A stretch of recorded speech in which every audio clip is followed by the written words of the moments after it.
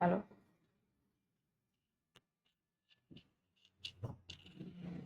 नमस्कार साथियों, आरोहण इंस्टीट्यूट के चैनल पर आपका बहुत बहुत स्वागत है।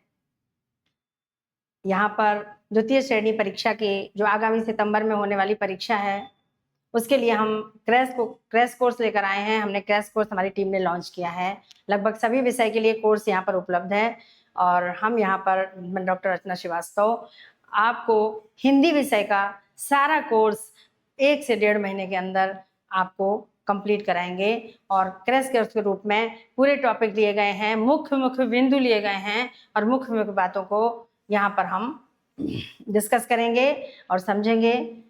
इसके पहले हमने काव्यशास्त्र के अंतर्गत द्वितीय श्रेणी परीक्षा के हिंदी विषय के काव्यशास्त्र के अंतर्गत शब्द शक्ति और काव्य गुण की कक्षाएं कंप्लीट कर दी हैं। उनकी प्रश्नोत्तरी भी आपको पढ़ा दी है, समझा दी है। आज की कक्षा में हम पढ़ेंगे काव्य दोष,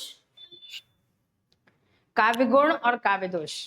हमने पिछली कक्षा में पढ़ा था कि काव्य गुण काव्य दोष का विपर्य है या काव्य दोष के विपरीत हैं, यानी एक के अभाव में दूसरा होता है। लेकिन ऐसा नहीं है, क्योंकि ऐसा कोई जरूरी नहीं होता है कि किसी व्यक्ति में अगर गुण नहीं है तो उसके अंदर अवगुण है या दोष है, या कोई दोष रहित है तो उसके अंदर सारे गुण मौजूद हैं। ऐसा कोई भी संभव या कोई भी निश्चित नहीं है। कोई भी व्यक्ति यानी प्रत्येक व्यक्ति गुण दोषों से युक्त होता है। ऐसे ही साहित्य भी गुण दोषों से युक्त होता है। अगर उसमें गुण है तो दोष भी होते हैं और कभी कभी तो दोष हमारे गुण भी बन जाते हैं। तो आज की कक्षा में हम काव्य दोष पर अध्ययन करेंगे, काव्य दोष के बारे में जानेंगे। हमने काव्य गुण पढ़े थे। काव्य गुण 3 प्रकार के होते हैं, अब प्रसाद गुण, माधुर्य गुण और ओज गुण। और जो काव्य दोष हैं वो इनके विपरीत हैं, यानी जहां पर गुण नहीं है या इनके विपरीत दोष है, ऐसा नहीं है। दोष अलग हैं, कहीं कहीं दोष पाए जा सकते हैं, पर जरूरी नहीं है कि जिस काव्य में दोष है उसमें वो गुण मौजूद नहीं है। वो तीनों में से कोई ना गुण काव्य में अवश्य होता है। और आज हम दोषों पर चर्चा करेंगे। तो देखिए, आचार्य विश्वनाथ ने सबसे पहले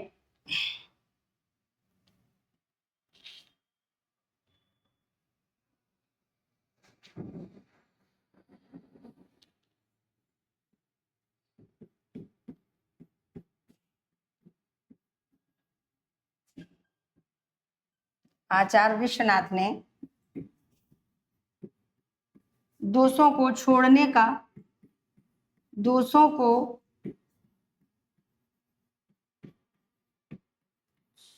छोड़ने की बात नहीं की है।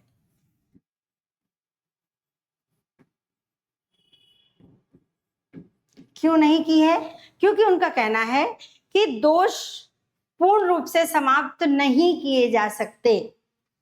गुणों का होना मतलब दोष का ना होना, या दोष का होना गुणों का ना होना, ऐसा संभव नहीं है। कभी कभी दोष भी गुण बन जाते हैं। जैसे हमारे समाज में हम देखते हैं, कोई व्यक्ति ऐसा है जो कहते हैं किसी काम का नहीं है, बिल्कुल बेकार है, कुछ नहीं करता है, किसी की नहीं सुनता है, हमेशा मनमानी करता है। लेकिन कभी हमारे समय में जीवन में ऐसा समय आता है, कभी कोई मुसीबत आ जाती है, तो सबसे पहले वही व्यक्ति जो कभी कुछ नहीं करता है वही सबसे पहले आके रक्षा करता है और काम आता है। तो हम उसके लिए क्या बोलते हैं कि कभी कभी खोटा सिक्का भी काम आ जाता है। तो ऐसे ही दोस्त, जैसे कहते हैं कि वीर रस के वर्णन में, यहाँ पर वो कहते हैं कि वीर रस के या ओज गुण के वर्णन में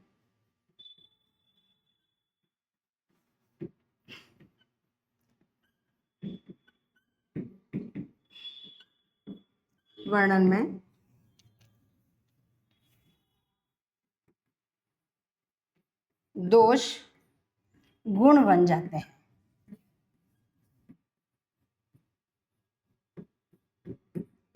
गुण बन जाते हैं, जैसे कि माधुर्य के चित्रण में, यानी माधुर्य गुणों के चित्रण में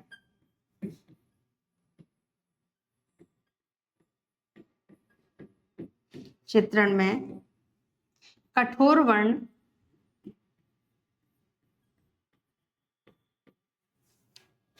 वर्जित हैं, ठीक है।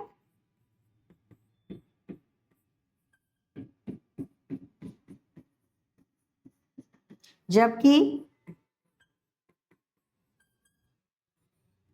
ओज गुण के वर्णन में, ओज गुण में वही वर्ण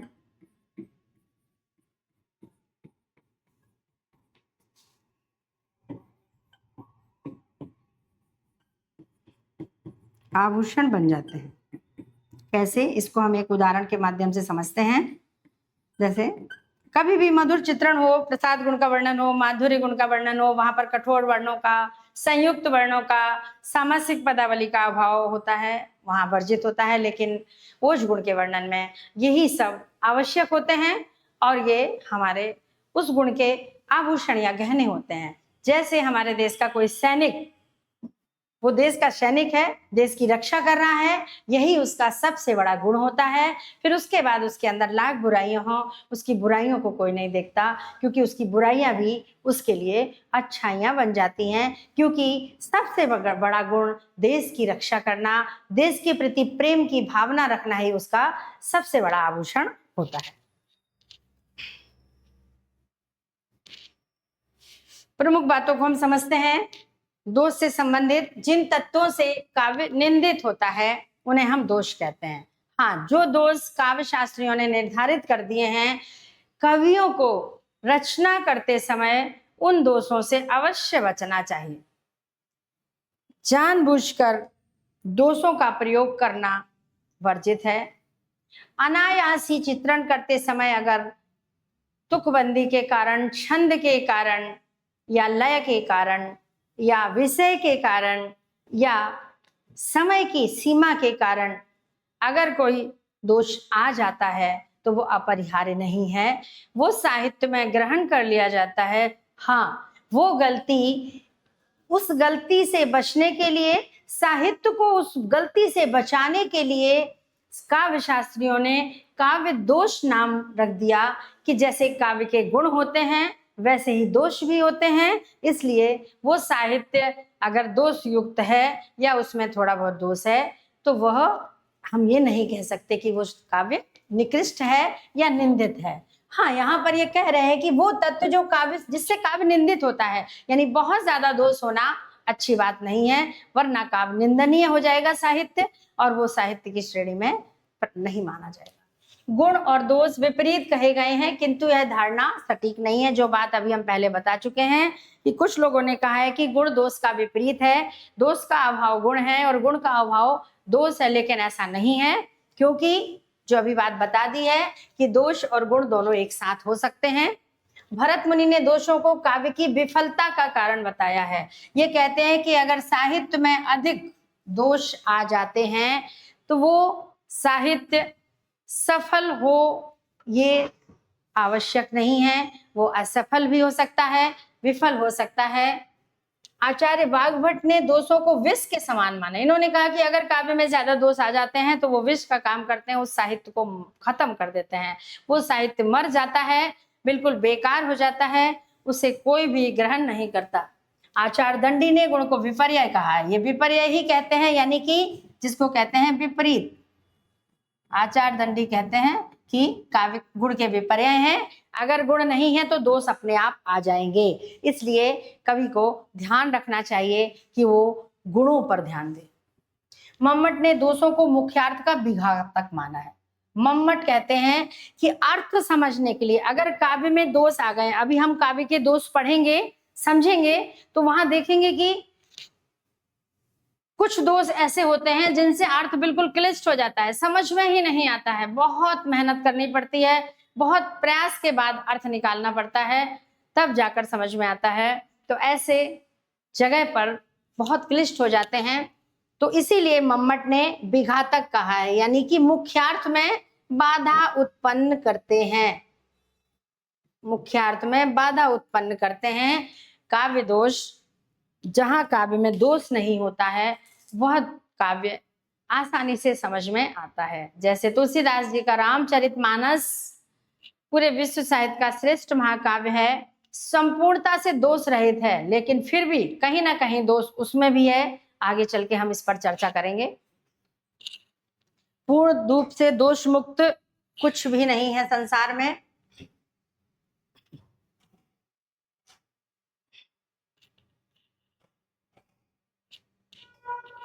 तो देखिए, सबसे पहले हम देखते हैं यहाँ पर कि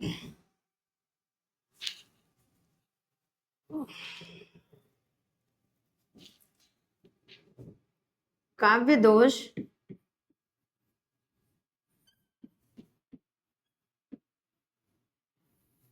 के प्रकार, काव्य दोष के प्रकार। तो देखिए, ज्यादा किसी ने नहीं कहा है। भरत मुनि ने गुणों के समान, जैसे उन्होंने 10 गुण माने हैं, ऐसे ही उन्होंने 10 दोष माने हैं।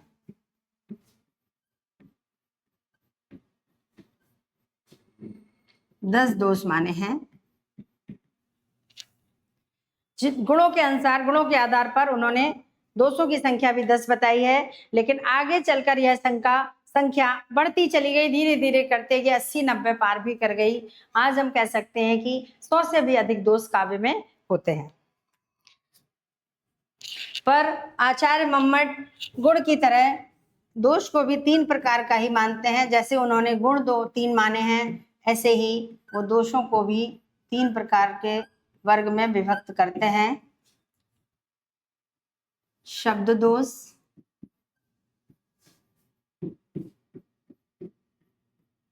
अर्थ दोष और रस दोष।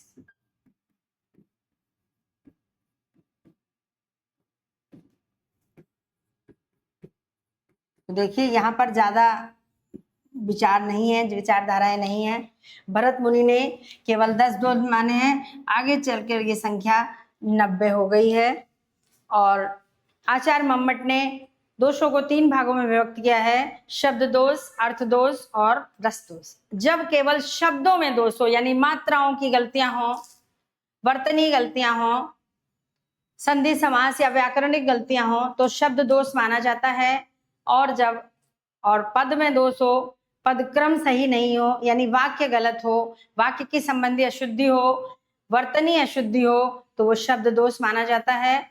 और अगर अर्थ में अशुद्धि हो, शब्द सही लिखे हो, अर्थ समझ में नहीं आ रहा हो, अर्थ बहुत अलग तरह से लिया जा रहा हो, तो वो अर्थ दोष कहलाता है। और उसके बाद रस दोष। रस दोष काफी, जब रस कुछ हो और समझ में कुछ आए, उसे रस दोष कहते हैं। हालांकि हमें यहाँ पर अपने द्वितीय श्रेणी यानी सेकंड ग्रेड की परीक्षा में 6 केवल दोष हैं, निर्धारित किए गए हैं। हमें केवल उतने ही दोषों को यहाँ पढ़ना है। तो सबसे पहले हम देखते हैं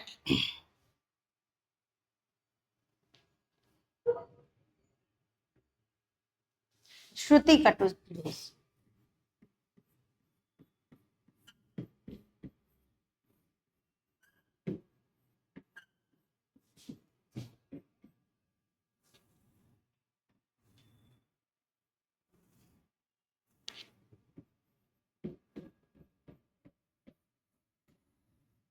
देखिए, श्रुति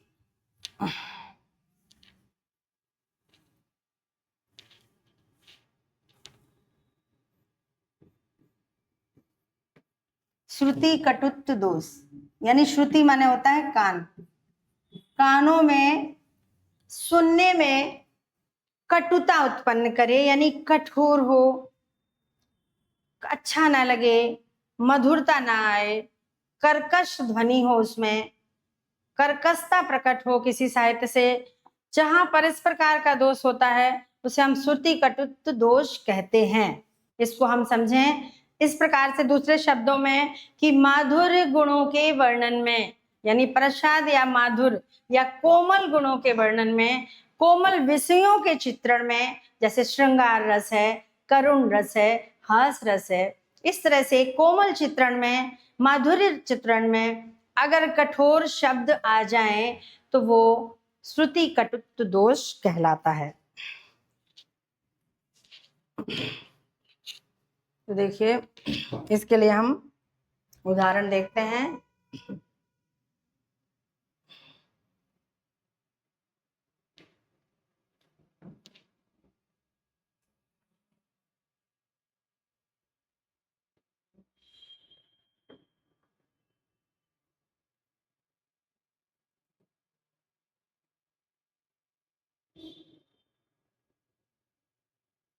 देखिए,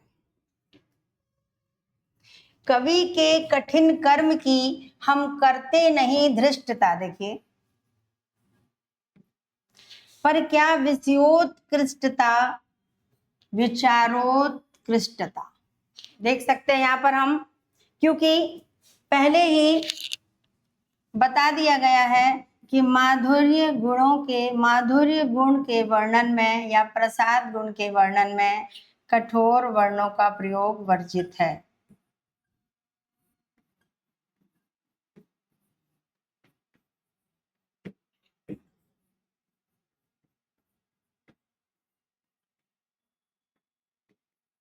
कठोर वर्णों का प्रयोग नहीं होता।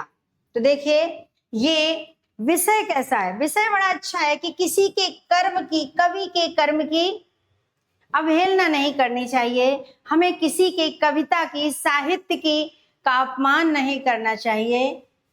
क्यों?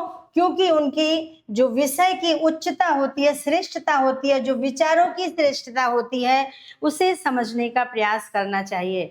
कभी कभी हम कवि के साहित्य को पढ़ करके और या सुन करके कह देते हैं अरे बेकार लिखा है, कुछ भी नहीं है। तो ऐसे हमें कवि के कर्म की कभी भी अपमान या अनादर नहीं करना चाहिए। उसमें निहित विचारों को, भावों को, उसकी श्रेष्ठता को समझना चाहिए। तो यहाँ पर कवि के कठिन शब्द नहीं कहना चाहिए थे, यहाँ पर कुछ बहुत अच्छा मृदु शब्द कहा जा सकता था।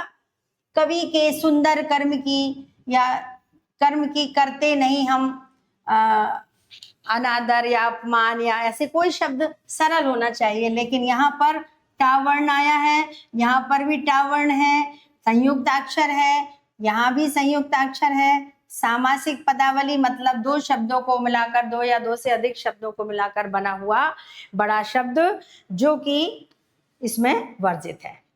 इस तरह से यहाँ पर देख सकते हैं हम, विषयोत्कृष्टता और विचारोत्कृष्टता सुनने में कानों को कठोर लग रहे हैं, हमें अच्छे नहीं लग रहे हैं, क्योंकि चित्रण बहुत सुंदर है। किसी के कवि की कर्म की प्रशंसा हो रही है, किसी के कर्म की, कवि के विचारों की, कवि के विषय का वर्णन किया जा रहा है, और वहां पर सुंदर शब्दों का प्रयोग ना करके कवि ने कठोर शब्दों का प्रयोग किया है। इसीलिए यहाँ पर श्रुति कटुत्व दोष है। यही चित्रण, यही शब्द, कठोर वर्ण अगर ओज गुण में किए जाएं तो वो दोष नहीं माने जाते हैं। कात्यार्थी तब होंगी। देखो कात्यार्थी ये संयुक्ताक्षर हो गया। जब प्रिय मिले हैं आए, इस उदाहरण में प्रयुक्त शब्द कात्यार्थी कठोर है, क्योंकि ये संयुक्त वर्ण है, संयुक्त शब्द है और सामासिक है।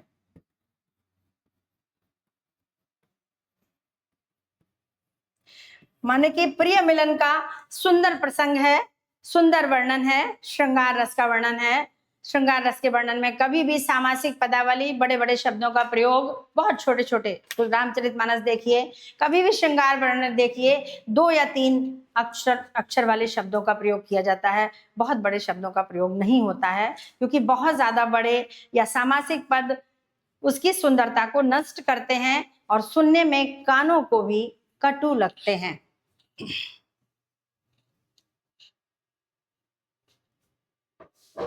अगला उदाहरण देखिए, कटर कटर तंडुल चबात हरी हंसी हंस के। भगवान चावल खा रहे हैं, तो जब उस समय का वर्णन है, सुदामा जी चावल ले जाते हैं, सुदामा के चावल कृष्ण भगवान खाते हैं, तो वहां पर भी बहुत सुंदर वर्णन है, एक भक्ति रस का वर्णन है, एक स्नेह प्रेम की बात है, श्रृंगार की बात है। लेकिन ये कटर कटर शब्दों का प्रयोग, चावल की जगह कोई दूसरा पर्यायवाची रखा जा सकता था, कटर कटर की जगह दूसरे शब्दों का प्रयोग हो सकता था। ये श्रुति कटुत्व। देखिए अब तक समझ में आ गया होगा कि श्रुति कटुत्व दोष बहुत कठिन नहीं है। हालांकि ये काव्य शास्त्र में काव्य दोष वाला जो चैप्टर है, ये वैसे भी थोड़ा सा कठिन है, पर इतना भी कठिन नहीं है कि हम पढ़े नहीं या समझे नहीं। कठिन है, असंभव नहीं है, पर जो कठिन होते हैं वो समझने के बाद हमारे लिए सबसे ज्यादा आसान भी हो जाते हैं, क्योंकि इनमें बहुत ज्यादा नहीं पढ़ना पड़ता, बहुत ज्यादा मेहनत नहीं करनी पड़ती, केवल इनकी टेक्निक को, इनके तरीके को समझना होता है और बड़ी आसानी से हम इन्हें परीक्षा में पहचान सकते हैं। तो देखिए, श्रुति कटुत्व, नाम से समझ में आ रहा है, कान को सुनकर कठोर लगने वाले जो शब्द आ जाते हैं। विस्मय है, ये इसका नहीं है, इसके आगे देखते हैं हम।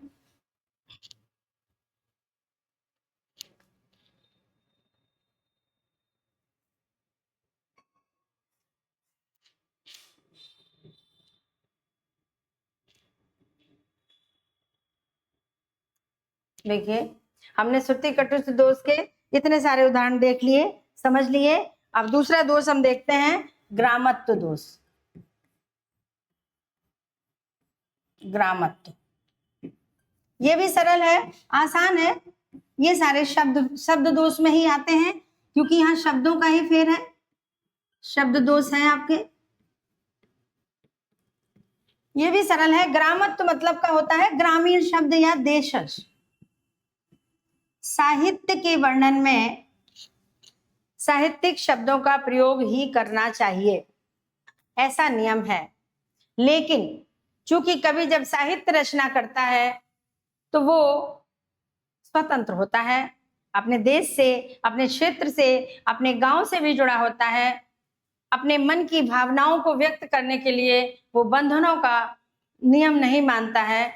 तो वो जब स्वतंत्र विचारों की अभिव्यक्ति करता है तो कुछ ना कुछ उसके बेसिक, यानी कि जो गांव में बोले जाने वाले शब्द भी उसके साहित्य में समाहित हो जाते हैं, वो उन्हें रोक नहीं पाता है।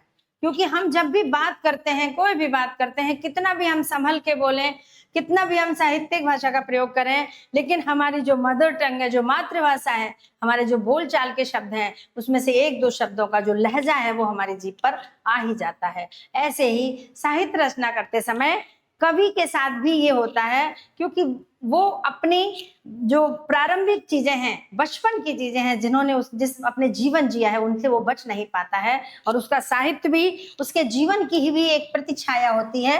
तो जहां पर साहित्य में देशज शब्दों का प्रयोग आ जाता है, तो हम ऐसा नहीं कह सकते हैं कि उसे देशज शब्दों का प्रयोग नहीं करना चाहिए, कर सकता है। हाँ, कोई साहित्य ही अगर आपका आंचलिक है, ग्रामीण अंचल पर लिखा गया है, जैसे शिव पूजन सहाय का देहाती दुनिया उपन्यास है ना, परिषद रेणु की रचनाएं लगभग आंचलिक हैं। तो जो आंचलिक रचनाएं हैं उनमें तो देशज भाषा के शब्द अधिकांश आएंगे ही आएंगे, या बल्कि ये कहिए कि वहां साहित्य के नाम पर साहित्यिक भाषा कम होती है, वहां देशज भाषा ही होती है। अगर भोजपुरी में लिखा गया है तो भोजपुरी ही होगा, और अवधि में लिखा गया है तो अवधि ही होगा, यानी जिस क्षेत्र की रचना होगी वो वहां आएगी। लेकिन साहित्यिक रचनाएं, जो खड़ी बोली की रचनाएं हैं, उनमें अगर कहीं ग्रामीण शब्द आ जाता है तो वो वहां पर वर्जित है।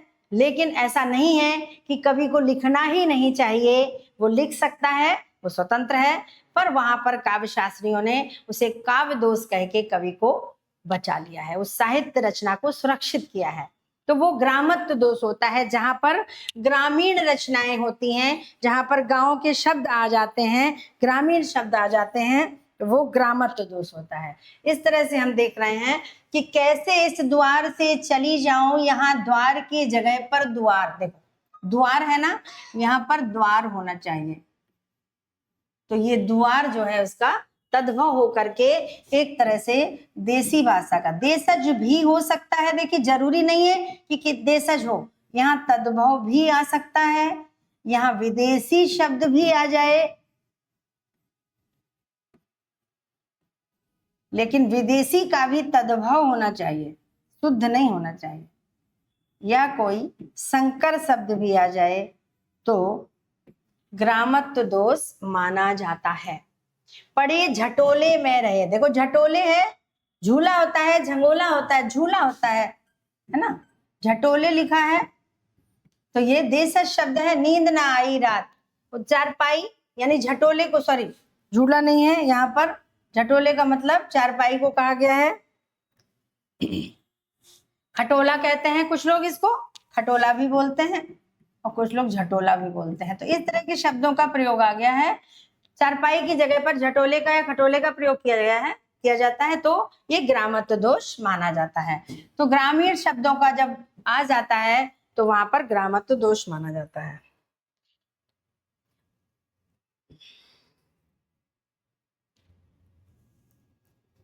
तो देखिए, दो दोष बिल्कुल आसान है, ज्यादा कठिन नहीं है, श्रुति कटुत्व और ग्रामत्व। श्रुति कटुत्व मतलब जहां कठोर शब्द आ जाए माधुर्य रस के वर्णन में, माधुर्य गुणों के वर्णन में, सरल विषयों के अंतर्गत, मधुर विषयों के अंतर्गत, श्रृंगार वर्णन के अंतर्गत अगर कठोर वर्णों का प्रयोग किया जाए, सामासिक पदावली का प्रयोग किया जाए, तो वहां पर श्रुति कटुत्व दोष होता है।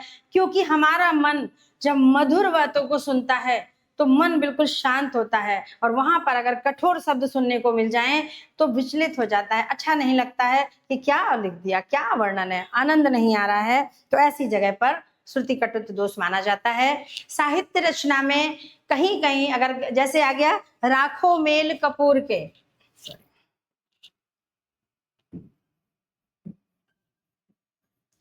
राखो मेल कपूर में हींग न होए सुगंध,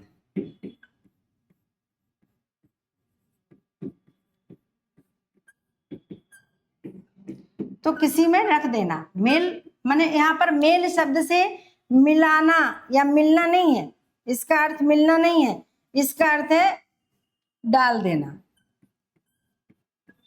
या रख देना।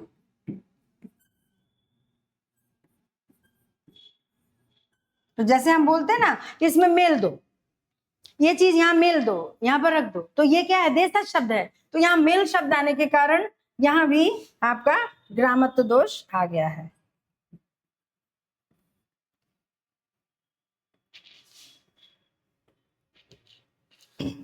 तीसरा हम देखते हैं अप्रीति तत्व दोष।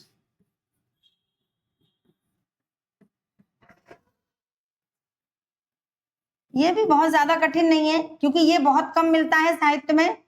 कुछ एक साहित्य हैं जैसे कबीरदास जी के रहस्यवाद है, रहस्यवाद में मिल जाएगा, या कुछ और वर्णन है जहां पर कह सकते हैं कि कुछ शब्द जो पारिभाषिक होते हैं, यानी अपने ही क्षेत्र में प्रयुक्त होते हैं, दूसरे सामाजिक के लिए उन शब्दों का कोई अर्थ नहीं होता या फिर उनका दूसरा अर्थ होता है। जैसे कि अनुभाव है, ठीक है, अनुभाव काव्य शास्त्र में ये क्या होती हैं, आश्रय की चेष्टाएं, आश्रय की चेष्टाओं के लिए, आश्रय की चेष्टाओं के लिए अनुभाव शब्द का प्रयोग किया जाता है, लेकिन सामाजिक दृष्टि से इसका कोई विशेष अर्थ नहीं है।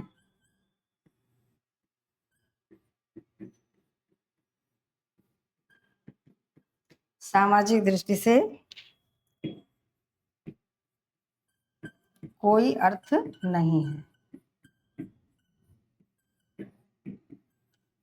इसलिए ऐसे शब्द जब आ जाते हैं तो अप्रतीतत्व दोष कहते हैं।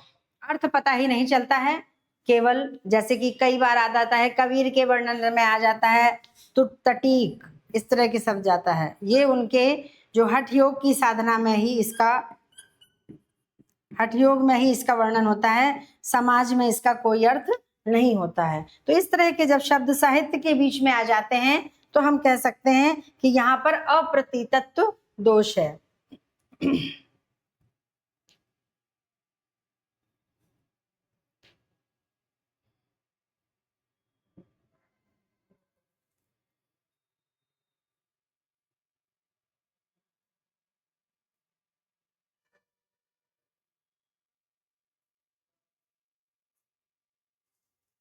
देखिए, विस्मय यह गोदावरी अमृतन को फल दे। गोदावरी नदी में जल जो होता है, गंगा नदी की सहायक नदी है, जल पवित्र होता है, लेकिन यहाँ पर विस्मय दिया है, अमृतन को फल दे। विष अमृतन का फल नहीं दे सकता है, लेकिन यहाँ पर इस गोदावरी के जल को विस्मय कहा है, क्योंकि इस विस का अर्थ यहाँ पर विशेष रूप से गोदावरी के लिए या इस प्रसंग के लिए इसका प्रयोग केवल जल के लिए ही किया गया है, कोई खास इसका वर्णन नहीं है। यहाँ पर कहना चाहिए था जलमय यह गोदावरी अमरतन को फल देत, लेकिन इसको विस्मय कहा।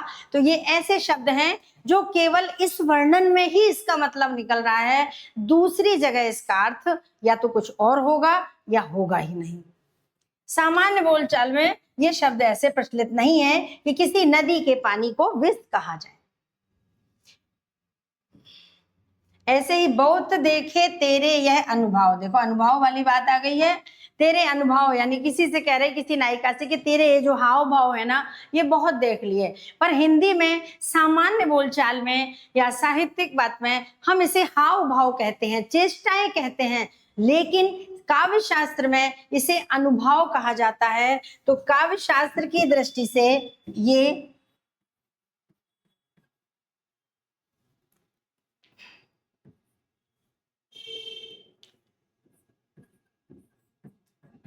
काव्य शास्त्र में प्रयुक्त होता है।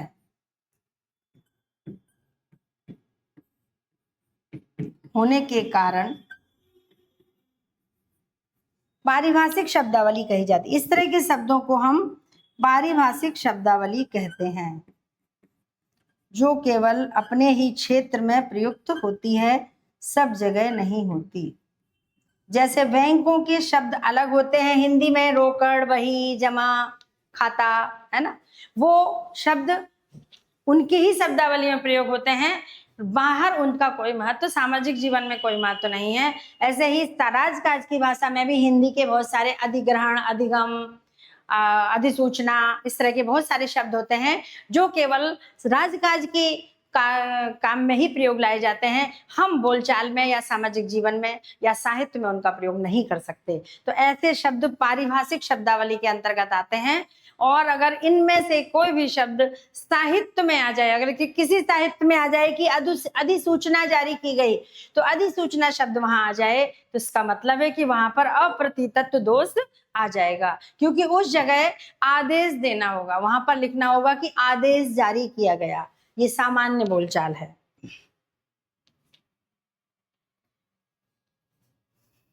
तो इस तरह से हमने 3 समझ लिए हैं। श्रुति कटुत्व सरल है, कान में सुनने में जो कठिन शब्द लगते हैं। ग्रामत्व जहां पर देशज शब्दों का या कोई भी तद्भव या कोई अन्य शब्द का प्रयोग हो जाता है जो साहित्य में नहीं होना चाहिए, तो वहां पर ग्रामत्व दोष होता है। और जो पारिभाषिक शब्दावली यानी ऐसे शब्दों का प्रयोग जो केवल उनके ही क्षेत्र में प्रयोग हो रहे हैं, अन्य जगह पर उनका कोई मतलब नहीं है, ऐसे शब्दों की जहां आते हैं वहां अप्रतितत्व दोष होता है।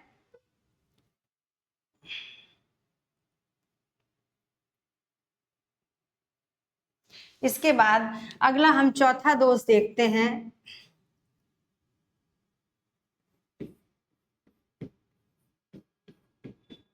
क्लिष्टत्व।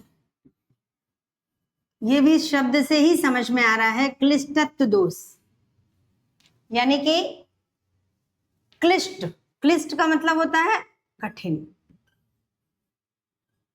और ये जो है आपका अर्थ दोष है। अर्थ दोष है, हालांकि शब्द भी है, शब्द के माध्यम से ही हमेशा शब्द के माध्यम से ही अर्थ लिया जाता है, लेकिन अर्थ दोष माना जाएगा।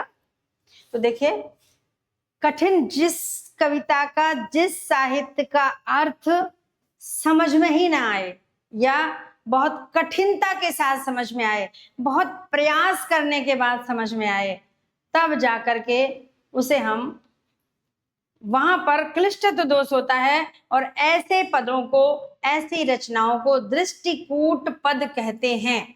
सूरदास की साहित्य लहरी दृष्टिकूट पदों से भरी पड़ी है। तो देखिए, आप हम आगे इसके बारे में, इसके थोड़े से उदाहरण लेते हैं।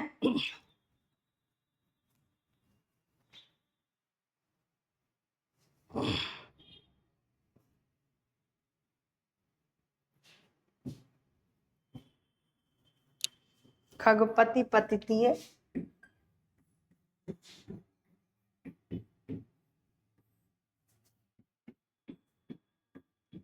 खगपति पतितीय, पितुबधू जल समान,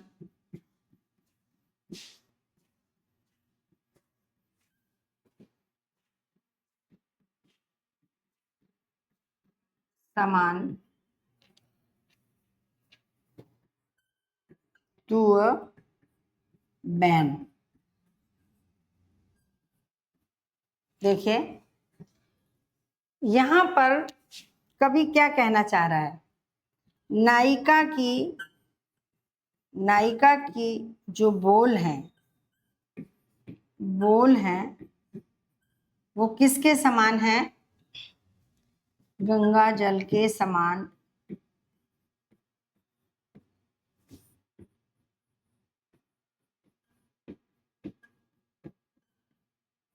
पवित्र है।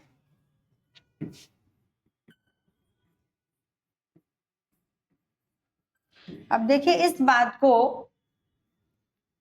कैसे देखें, कैसे समझे, समझ में आ रहा है। खगपति पतितीय पितुबधू जल समान, हे नायिका तुम्हारी जो बोली है, तुम्हारी जो वाणी है, तुम्हारे जो वचन है वो गंगा जल के समान पवित्र हैं। बहुत सुंदर है, बहुत अच्छा लग रहा है, जब तुम बोलती हो तो बहुत आनंद आता है।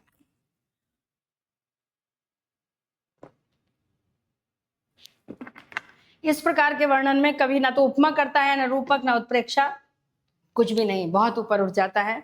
अपने ज्ञान का प्रदर्शन, एक तरह से कह सकते हैं कि इस तरह की रचनाओं में, इस तरह के चित्रण में कवि साहित्यकार सिर्फ अपने ज्ञान का प्रदर्शन करता है और कुछ नहीं है। ज्ञान के प्रदर्शन के कारण क्लिष्ट हो जाते हैं, क्योंकि जो ज्यादा ज्ञान का प्रदर्शन करता है उसकी बात उतनी ही कठिन हो जाती है और किसी सामान्य जन को समझ में नहीं आती है। तो हम इनके ज्ञान को थोड़ा सा समझेंगे। खगपति, खगपति कौन है, इसका अर्थ हम, खगपति गरुण, खगपति, खग माने पक्षी, पक्षियों के पति हैं गरुण।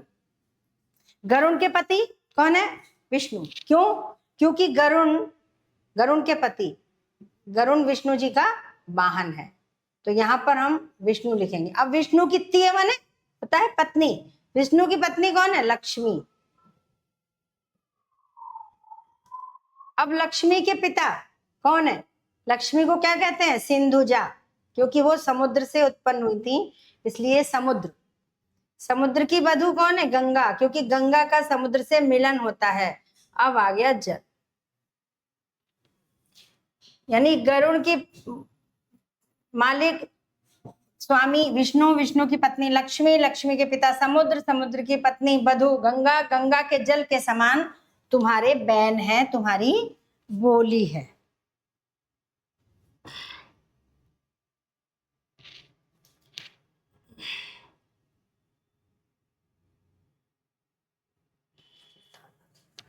अगला देखिए, हंस वाहनी,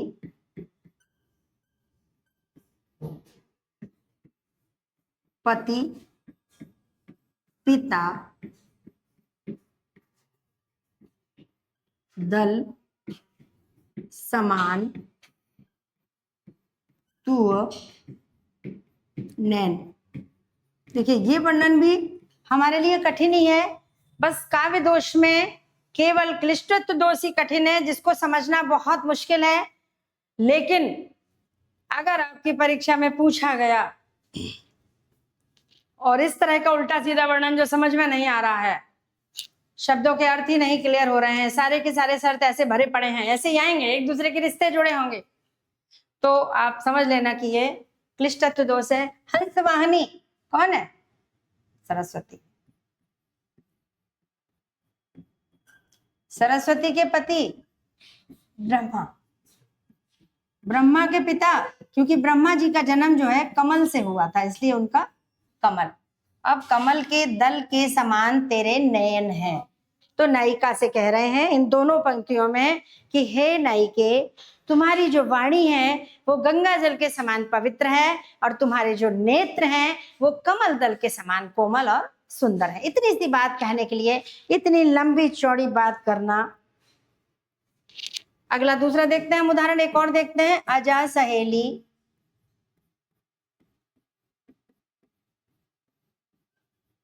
अजा सहेली, कहां कहां से दिमाग लगाते हैं कवि ऐसे वर्णन। तासु रिपुता जननी भरतार, तासु रिपुता जननी भरतार,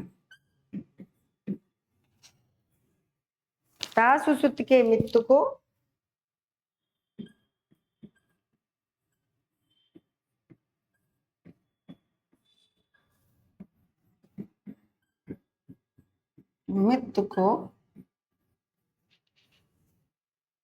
भजिए बारंबार।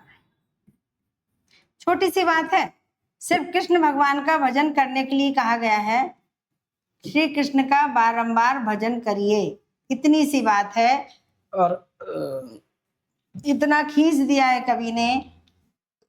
जब किसी भी साहित्य का, किसी भी पंक्तियों का अर्थ बहुत खींचतान के साथ प्रयास किया जाए, तब वहां पर देखिए अजा, अजा कौन है? बकरी। अजा माने होता है बकरी। बकरी की सहेली भेड़, भेड़। तासुरिप, भेड़ का शत्रु कांटा, क्योंकि कांटे से उसके शरीर के बाल निकाले जाते हैं, क्योंकि भेड़ के बालों से ऊन बनती है। कांटा। ता जननी, कांटे की जननी धरती, क्योंकि धरती, कांटे का जन्म धरती से होता है। और धरती के जो भरतार हैं वो कौन है? इंद्र, पति, क्योंकि इंद्र ही बारिश करते हैं और धरती को आनंदित करते हैं। तासुसुत, अब यहाँ पर सीधे से आ जाएगा, यहां से जुड़ जाएगा। इंद्र के पुत्र कौन है? अर्जुन। अर्जुन इनके पुत्र माने जाते हैं। और के मित्र, अर्जुन के मित्र कृष्ण। सीधी सी बात, बात इतनी सी थी कि कृष्ण का भजन करिए। इतनी लंबी चौड़ी बात, इतना खींचतान करने के बाद अर्थ निकाला जा रहा है। तो जहां पर, जिन वर्णन में इतना खींचतान के अर्थ निकाला जाए, वहां पर क्लिष्टत्व दोष माना जाता है। देखिए यहां पर भी वही है। ये देखिए यहां पर दो उदाहरण है इसके, अपन इनको भी समझ लेते हैं। लंकापुरी पति, लंकापुरी का पति कौन है? इधर लिखते हैं हम ताकि समझ में आएगा। लंकापुरी का पति है रावण। को जो भ्राता, रावण का भाई कौन है? कुंभकर्ण। वैसे तो विभीषण भी है, लेकिन यहाँ पर कुंभकर्ण की बात है। तासु प्रिया, कुंभकर्ण की प्रिया कौन है? सबसे ज्यादा कुंभकर्ण को प्रिय थी नींद। न आवती। अब क्या कहना चाह रहा था कवि? कि हमें नींद नहीं आती, हमें नींद नहीं आती। इस बात को घुमा के कह दिया, लंकापुरी पति को जो भ्राता था सुप्रिया ना आवती। अब ये देखिए, मंदिर अरद अवध हरि बदी गए, हरि आहार चली जात, यहाँ पर अवधि है।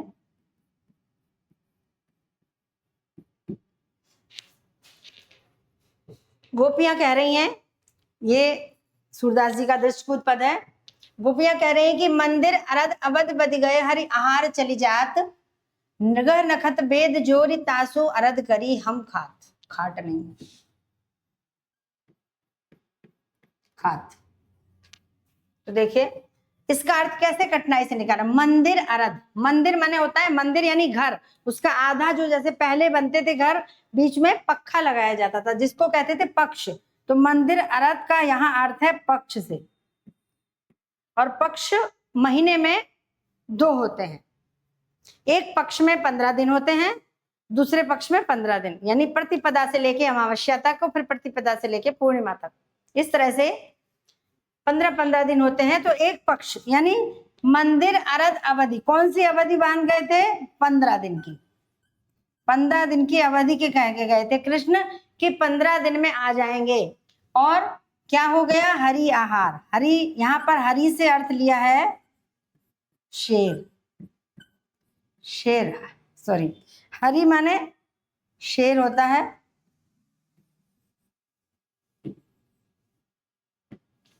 शेर, और शेर का आहार क्या है? मांस। तो यहाँ मांस से ले लिया महीना, महीना, महीने को मास कहते हैं, तो एक महीना हो गया। यानी कि मंदिर अरद अवधि, मंदिर अरद अवधि तो बोल के गए थे, यानी 15 दिन बोल के गए थे, और एक महीना हो गया। हरि आहार चली जात, हरि का आहार हो गया, यानी कि एक महीना। हरि का आहार, शेर का आहार मास हो गया, यानी एक महीना हो गया, अब तक नहीं आया। ग्रह नक्षत्र जोड़, ग्रह कितने हैं? 9, नक्षत्र कितने हैं? 27, वेद कितने हैं? 4, अब इन्हें जोड़ दो। ग्रह नक्षत्र वेद जोड़ करी, तासु अरध करी, जोड़ दो और फिर आधा कर दो। कितने हो गए? 9 7 16 और 4 20, 2 2 4 40। अब कह रहे हैं तासु अरध कर, इसको आधा कर दो, इसको डिवाइड कर दो, कितना हो गया? 20।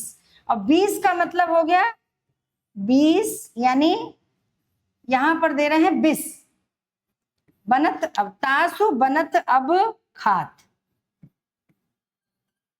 यानी अब 20 खाते बनता है। श्री कृष्ण जी 15 दिन की कह के गए थे, एक महीना होने को आ गया, एक महीना हो गया, अभी तक वापस नहीं आए हैं। अब तो ऐसा लगता है कि हम 20 खाकर मर जाएंगे, इतनी सी बात। सूरदास जी साधारण शब्दों में भी कह सकते थे, लेकिन कभी अपनी विद्वता के प्रदर्शन में कुछ ज्यादा ही जोश में आकर के साहित्य को क्लिष्ट बना देता है, और ऐसे चित्रण में क्लिष्टत्व दोष आता है। इसमें भी है, देख लेते हैं एक बार। अहि रिपु पति पिय सदन है मुख तेरो रमनिया। किसी रमनिया मतलब किसी नायिका के लिए ही कहा गया है कि उसका मुख किसके समान है? अहि रिपु, अहि माने सर्प, सर्प का शत्रु कौन है? कौन खाता है सर्प को? गरुण। राम लक्ष्मण को जब नाग पास में बांधा गया था तो गरुण ने खाया था। और तासी पति कौन है? विष्णु। ये हम अभी आपको बता चुके हैं। गरुण के पति, गरुण के स्वामी विष्णु, और विष्णु के पिया कौन है? लक्ष्मी। विष्णु प्रिया लक्ष्मी के सदन, सदन माने घर, यानी लक्ष्मी किस पर विराजमान होती हैं? कमल पर, कमलासन कहते हैं उनको, कमल। तो कमल के समान तेरा मुख है।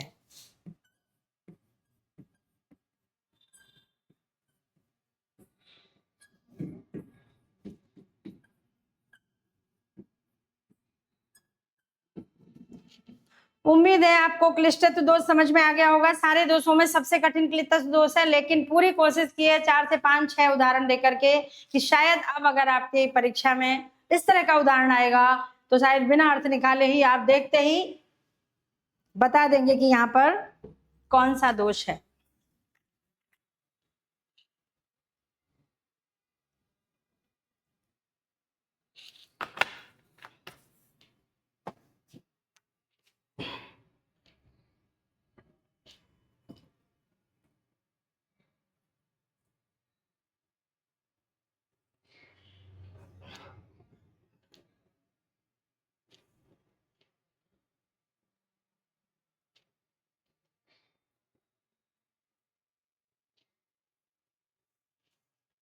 चार दोष हो गए हैं आपके।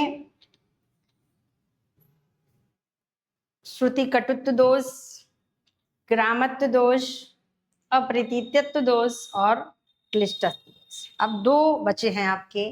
एक तो है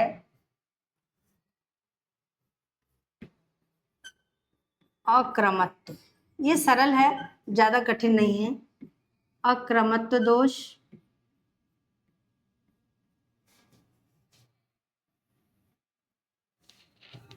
ये कहाँ रहता है? ये पद दोष है, पद दोष, शब्द दोष जिसको कहते हैं। वाक्य में इसमें कुछ भी गलती नहीं होती है, केवल वाक्य में पदों का क्रम अपनी जगह नहीं होता है, पदों का क्रम सही नहीं होता है।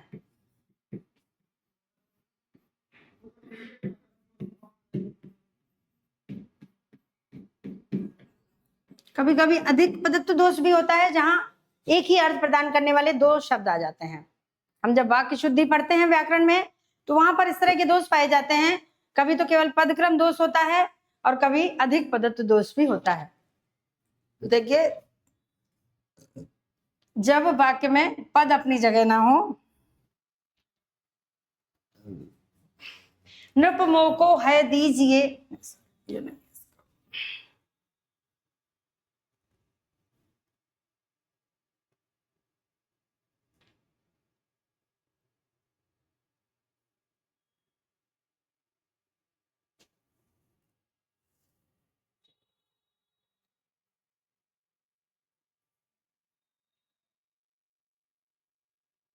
ये देखिए, अमानुषी भूमि अवानरी करो।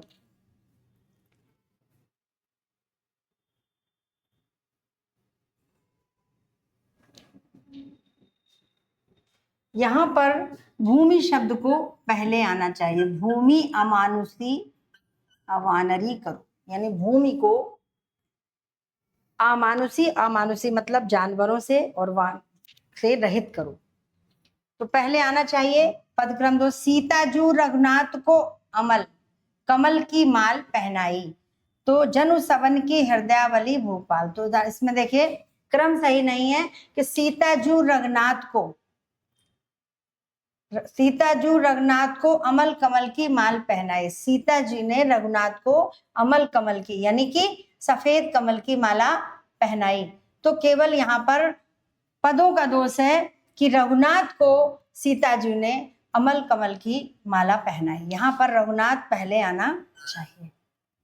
विश्व मिलते नहीं है वीर भीम समान के, तो विश्व में वीर विश्व में भीम के समान पहले आना चाहिए, फिर वीर मिलते हैं नहीं ये आना चाहिए। इसको विश्व में भीम के समान वीर मिलते नहीं हैं।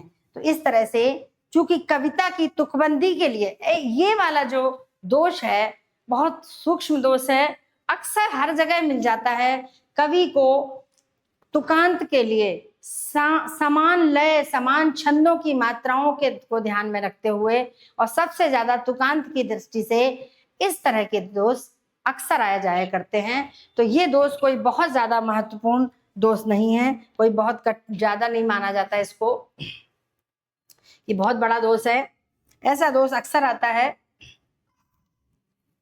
अब यहाँ पर देखिए ये ग्रामत्व दोष के हैं, जैसे मूड पे मुकुट, मूड शब्द आ गया, टूटी खाट पर, तटिया, ये देखो ये हम पढ़ चुके हैं। कोई मच्चक मच्चक, मचक मचक के चलना, ये शब्द देशज शब्द हैं, जहां पर इस तरह के आते हैं वर्णन वहां ग्रामत्व होता है।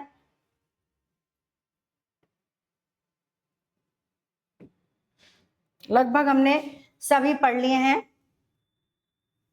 बस एक रह गया है आपका दुष्कर्मत्व दोष।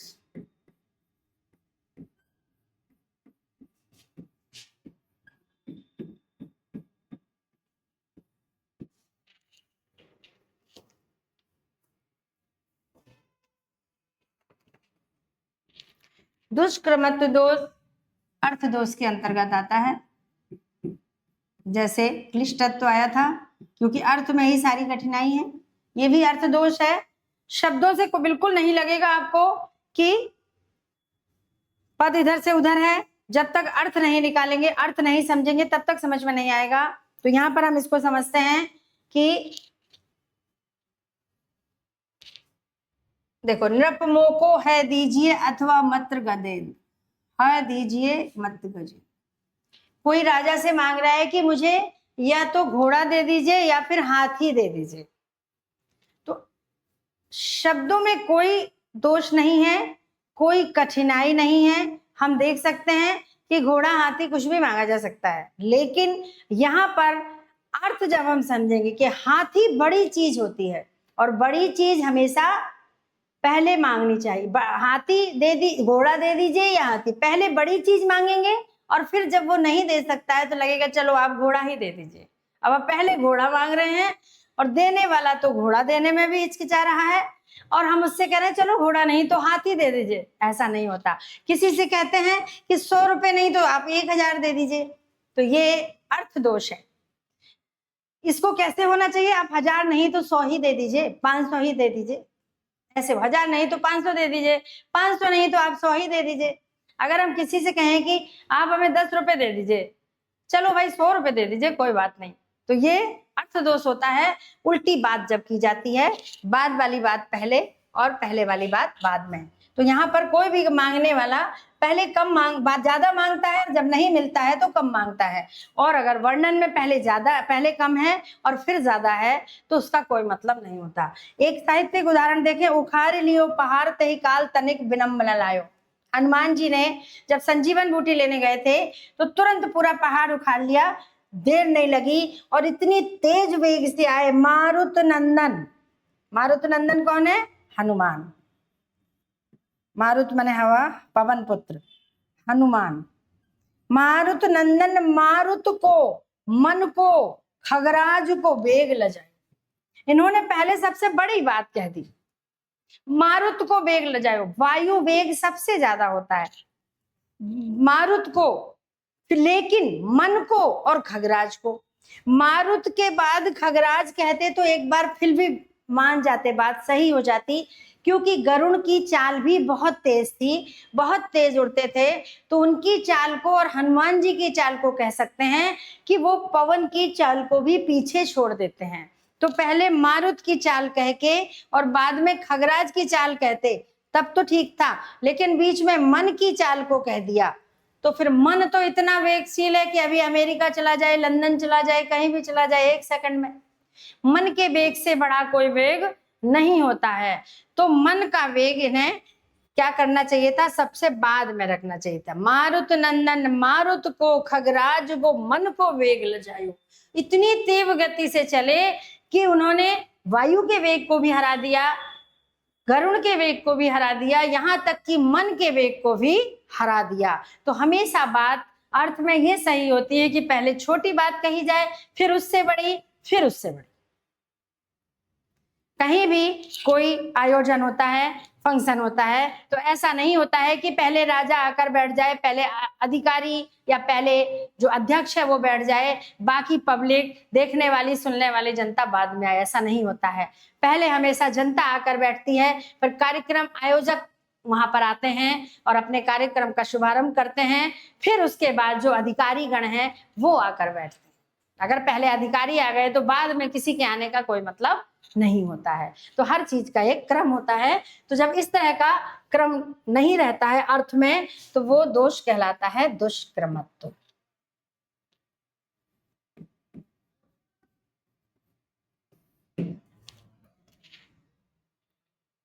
लगभग अब सारे हो गए हैं हमारे।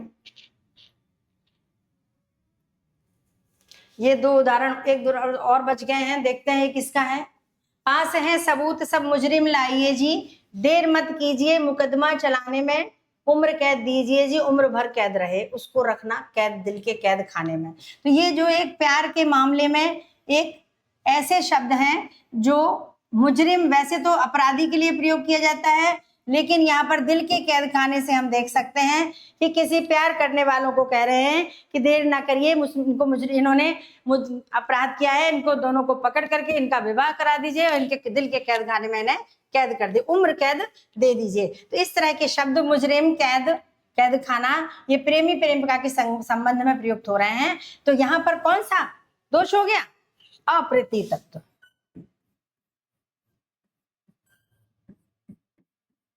क्योंकि इन शब्दों का प्रयोग दूसरे क्षेत्र में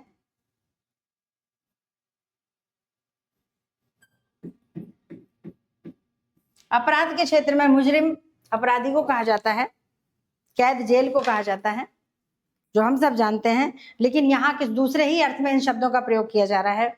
इस तरह से आज की कक्षा में हमने काव्य दोष पढ़े, काव्य दोषों के बारे में समझा।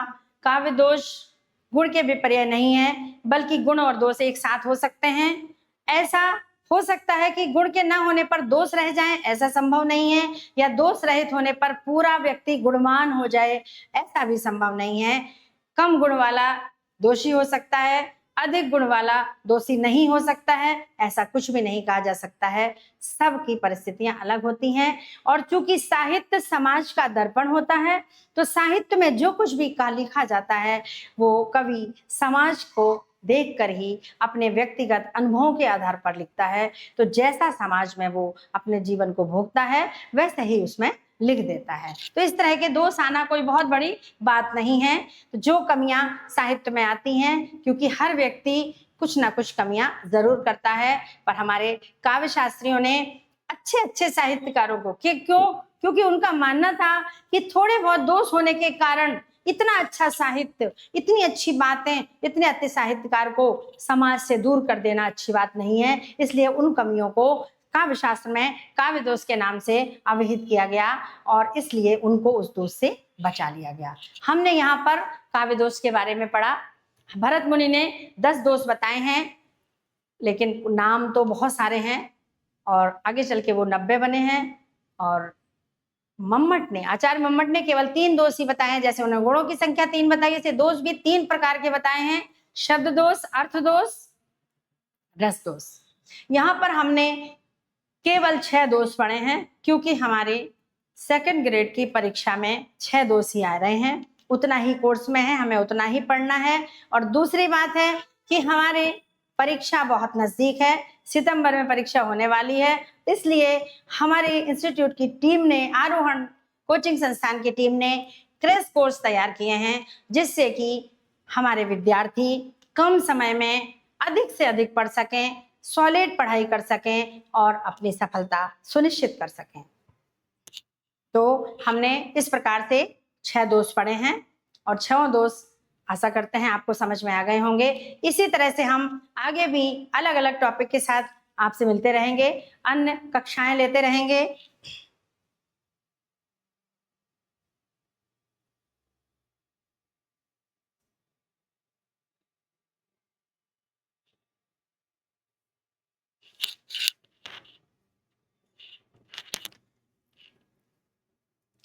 इस तरह से हम इस आरोहण के प्लेटफॉर्म से आज की कक्षा में इतना ही। अगले कक्षा में हम काव्य रीतियां आपको पढ़ाएंगे और काव्य दोष और काव्य रीतियों से संबंधित प्रश्नों के उत्तर भी आपके सामने डिस्कस करेंगे और अपन अच्छे से कक्षा समझेंगे। आप यहाँ पर अभी पढ़ें, क्योंकि अभी आपके पास समय कम है, लेकिन आगे या और भी परीक्षाओं की तैयारी करने के लिए आप हमारे चैनल से जुड़े रहें, हमारी क्लास में आकर के, ऑफलाइन कोचिंग में आकर के विजिट करें। तो वहां पर आपको मिलेगा कि हाँ, हम शब्दों को, विषय को, इन चीजों को कितने अच्छे ढंग से समझ सकते हैं। क्योंकि जब टीचर आपके सामने रहेगा तो शायद आपके जो डाउट्स हैं वो और अच्छे ढंग से क्लियर हो सकेंगे, क्योंकि यहाँ पर बहुत सारी चीजें आपको अवेलेबल हैं, फ्री नोट्स अवेलेबल हैं और आपके पास डाउट्स क्लास भी अवेलेबल हैं, आपको मोटिवेशन क्लास भी अवेलेबल है। आप यहाँ आए और अपनी परीक्षा की तैयारी बेहतर करें, ताकि आपका भविष्य भी बेहतर हो सके। धन्यवाद।